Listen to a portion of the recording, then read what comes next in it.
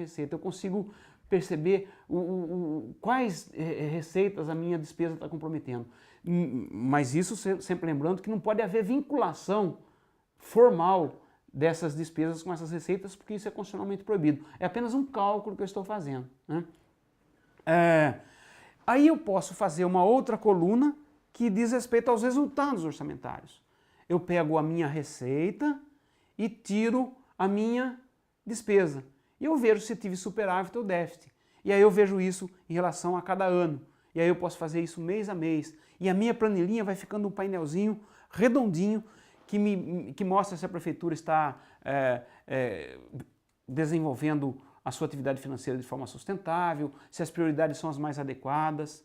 E notem uma coisa, se eu colocar ali as despesas saúde e educação, vai acontecer que essas despesas, se eu transformar essa planilha num gráfico, porque o Excel faz isso facilmente, né? Eu pego esses dados e trabalho com o programa para ele me dar gráficos, eu percebo a evolução dessas receitas e dessas despesas.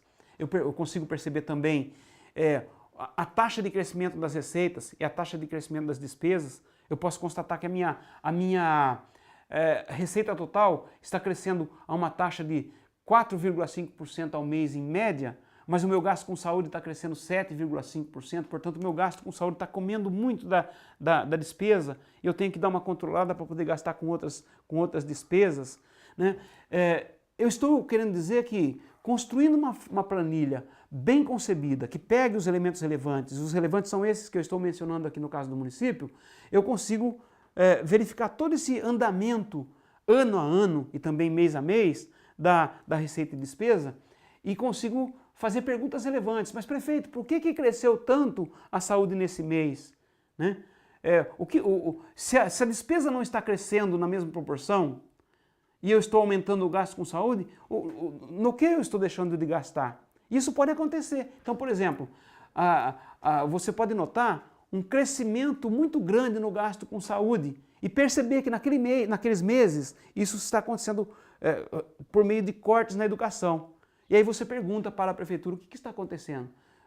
Está invertendo a prioridade? Aí o prefeito vem e responde, não, os gastos com medicamentos de alto custo no nosso município cresceram muito, o juiz mandou muita gente receber esses remédios e não foi nós que mudamos a política, não foi o município, né? Não foi nós, não fomos nós que mudamos a política.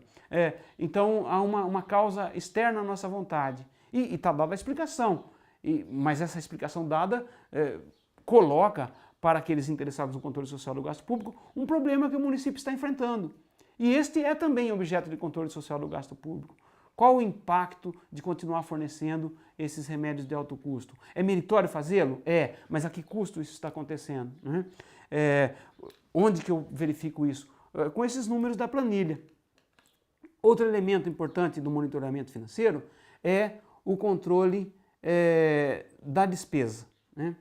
E aí, como nós sabemos, existe a despesa empenhada, a despesa paga, a despesa liquidada. Eu posso fazer uma planilha com a evolução de cada uma dessas categorias de despesa ao longo do ano e vou verificando se elas estão indo bem ou mal, né? Se a despesa paga tem que acompanhar a despesa empenhada ou ficar ali 10%, 5% a mais, né? Porque senão eu sei que eu terei restos a pagar pesados no final do exercício e isso complica a execução do próximo orçamento, porque vai faltar dinheiro para cumprir as dotações orçamentárias do outro orçamento. Então vejam, um planilhamento inteligente dessas informações, né, que é fácil, porque é fácil construir planilha Excel, e os números a serem colocados ali, e aí vem outro elemento, as fontes de informação estão disponíveis, então eu posso entrar no relatório resumido da execução orçamentária do município no computador, pegar os dados e colocar na planilha. Se o município não disponibiliza essa informação a respeito dos anos anteriores, porque do ano em curso ele é obrigado a disponibilizar, eu posso entrar na Secretaria do Tesouro Nacional, procurar pelo FINBRA, né, que são as finanças do Brasil, e esses dados estão disponibilizados pela STN, porque o município foi obrigado a mandar para ela e a STN coloca no seu site. Então, nós não temos hoje grandes problemas de levantamento das informações. Então, a tarefa em termos de números, né, de acompanhamento dos números da execução orçamentária, ela não é aquele bicho de cabeças que parece. Por quê?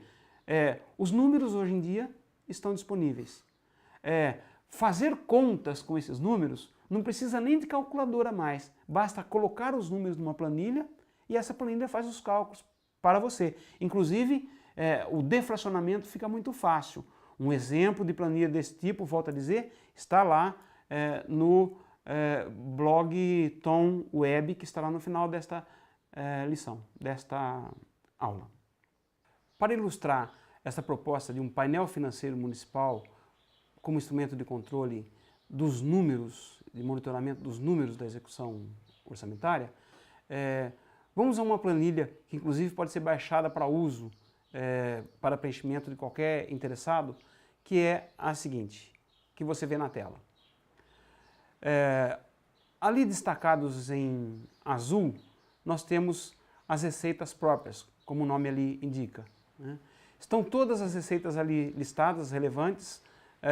Na segunda coluna nós temos o IPTU, na terceira nós temos o ISSQN, na quarta o ITBI, em seguida as taxas e contribuições agrupadas, nesse caso é preciso levantar as informações nos demonstrativos e somá-las, as receitas patrimoniais, que são receitas geralmente de um valor menor, mas que não são de natureza tributária, as receitas de serviço, muito importantes quando o município tem um serviço de água e esgoto próprio, e ali colocamos outras receitas próprias, onde cabem todas as outras 300, 400, sei lá quantas outras receitas o município pode ter.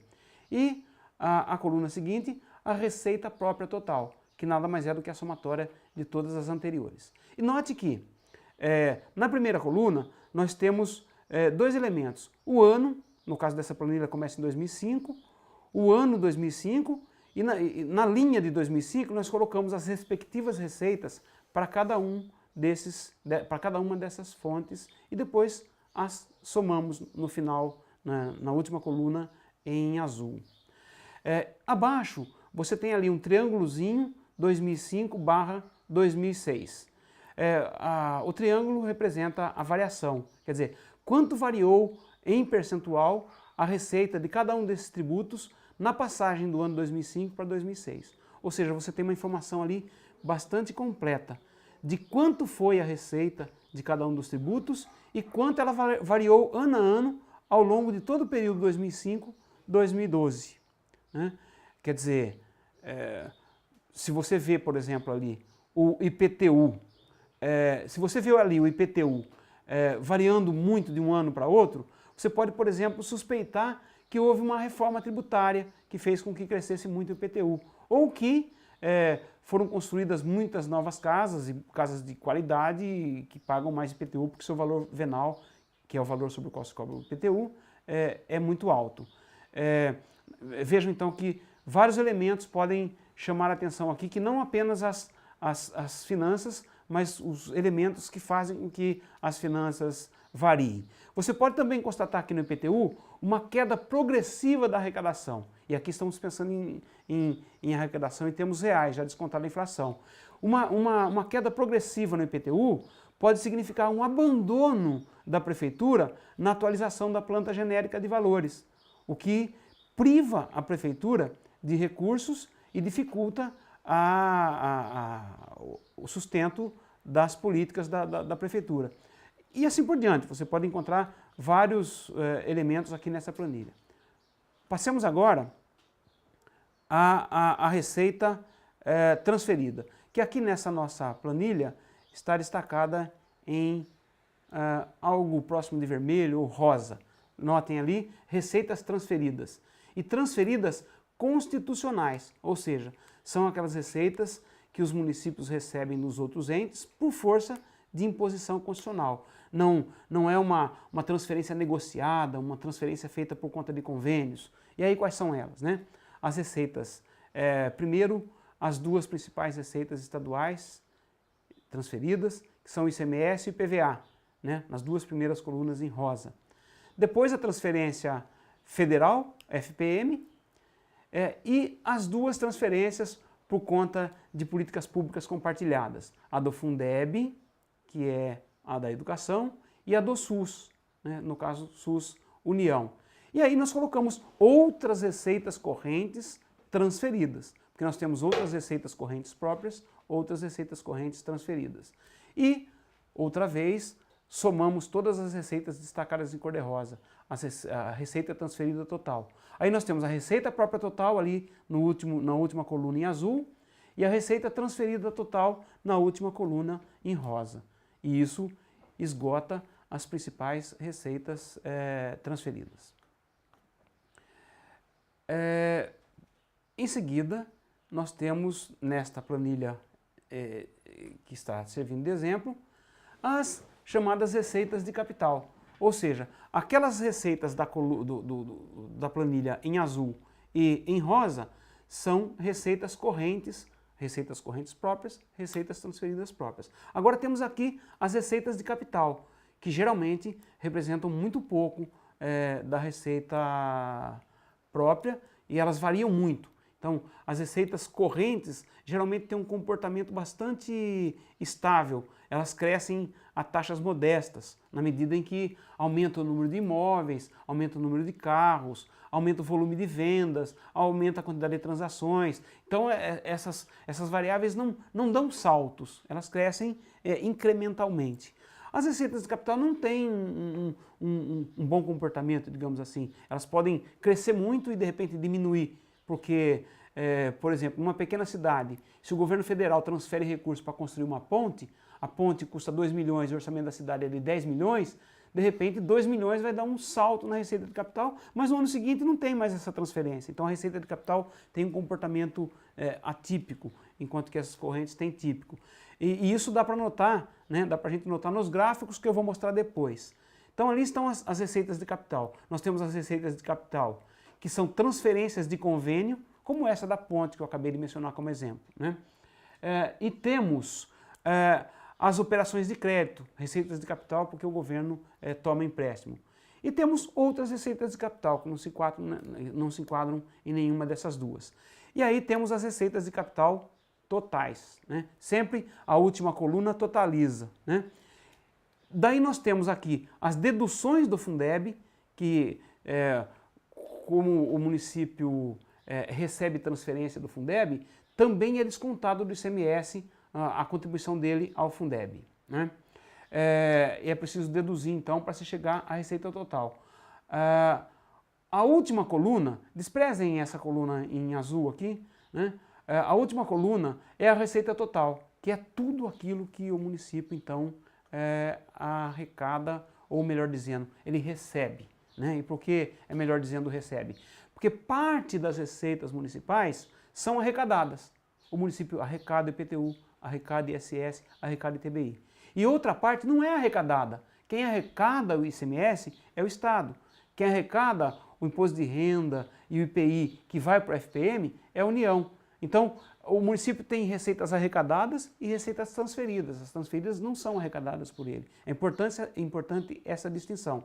E aí o que vai acontecer? Se você coloca os dados que pegou nos balancetes da prefeitura, ou nos relatórios resumidos de execução orçamentária, ou no FINBRA, lá na Secretaria do Tesouro Nacional, pega aqueles dados e coloca nessa planilha, ela já está construída de modo tal que ela vai fazer esses cálculos para você. Tanto os valores totais, quanto as variações percentuais ano a ano. Podemos olhar os gráficos decorrentes dessa receita. Quando vocês olham os gráficos vamos agora para os gráficos. Notem aí na tela os gráficos, né? Primeiro nós tínhamos as tabelas, que nos dão os números. Agora, você alimentando essa tabela com esses números, o próprio programa Excel vai construir os gráficos para você. Então você vai notar ali o primeiro gráfico, a evolução das receitas próprias do município em questão aqui, né? Você nota um comportamento assim, o gráfico, primeiro a receita sobe, de 2005 a 2006, 2007 ela sobe, aí ela começa a cair em 2009, talvez seja pela crise econômica que começou em 2008, né? E volta a subir de novo. Então, o que que acontece? Você olhando esse gráfico, por inspeção visual, apenas olhando o gráfico, você nota o comportamento da receita, em que anos ela subiu mais, em que anos ela caiu mais, né? Então é importante a análise das tabelas e também a análise dos gráficos. E simplesmente alimentando os dados ali, você já tem... Lógico que existem programas mais sofisticados para fazer isso, né? Se você quiser, você pode entrar no site também da Frente Nacional de Prefeitos. Ali existe um programinha online chamado Compara Brasil, que já faz essas planilhas quando você escolhe um município ali para o período que você quiser analisar. Enfim, analisem depois com calma todos esses gráficos, que é intuitivo perceber o que eles dizem. Há uma evolução ano a ano para cada uma das categorias de receita que nós vimos, receita de capital, receita corrente, daí nós agrupamos, nós comparamos. Às vezes você vai notar que em um determinado município, a curva da receita com IPTU mostra uma trajetória crescente, e no começo arrecada mais menos ISS, depois o ISS passa a ser a maior fonte arrecadadora e supera o IPTU. Aí você pode fazer essa pergunta, mas por que o ISS superou o IPTU como fonte de arrecadação de receita aqui do nosso município? Não, foi porque o ISS cresceu muito, muitas empresas vieram para o município e ele superou o IPTU. Às vezes pode ser o contrário, o ISS continuou crescendo a taxas modestas, mas houve desmazelo na atualização da planta genérica de valores, então foi porque o IPTU caiu que o ISS tropeçou. Essas análises, não se assustem, porque a gente, na medida que vai se enfonhando com esses números, vai fazendo vai se envolvendo com o controle social do gasto público, a gente vai adquirindo familiaridade com esse tipo de análise. Ela se torna quase que automática. Aí você olha um gráfico e já fala, não, mas aqui tem um problema. E o ideal é que as pessoas que participam do processo de controle social do gasto público adquiram essa agilidade. Só tem um jeito de adquirir essa agilidade: se envolvendo concretamente com os números, montando as planilhas, errando, corrigindo, acertando, batendo o nariz na porta uma vez, na outra chutando a porta e conseguindo entrar. Vamos continuar pensando a planilha agora do ponto de vista da despesa. Aqui eu tenho uma planilhazinha em amarelo e azul que faz o mesmo procedimento que nós fizemos para a receita para a despesa, ou seja, escolhemos apenas as despesas de maior relevância em termos quantitativos e em termos de políticas públicas. Então, vejam aqui, em amarelo nós temos as despesas apresentadas por função, né? E o mesmo procedimento, a evolução delas de 2005 a 2012, sendo que a gente mede a variação quantitativa e também o percentual de variação, quanto cresceu de ano a ano. E as despesas relevantes escolhidas aqui são as despesas na saúde, com a educação, a gestão urbana e serviços públicos, as políticas públicas de desenvolvimento econômico e social e de administração pública local. São 1, 2, 3, 4, 5 colunas, né, que dão conta da grande maioria das despesas. Essa classificação aqui é uma classificação que a gente pode encontrar os números no FINBRA. O FINBRA tem essas classificações, aquela fonte de dados que está lá na Secretaria do Tesouro Nacional. E por outro lado, são os principais gastos do município. No que o município gasta? Nestas 5 coisas. Ele gasta em outras, mas valores tão pequenos que não vale a pena ficar analisando ou discutindo. Os mesmos valores, nós estamos falando dos mesmos valores, só que agora, de despesa, só que agora observados pelo critério de elementos, né? Então, a parte amarela da planilha nos diz com que funções o governo está gastando o dinheiro do município, né? Se é na saúde, se é na educação e assim por diante. Agora, o que é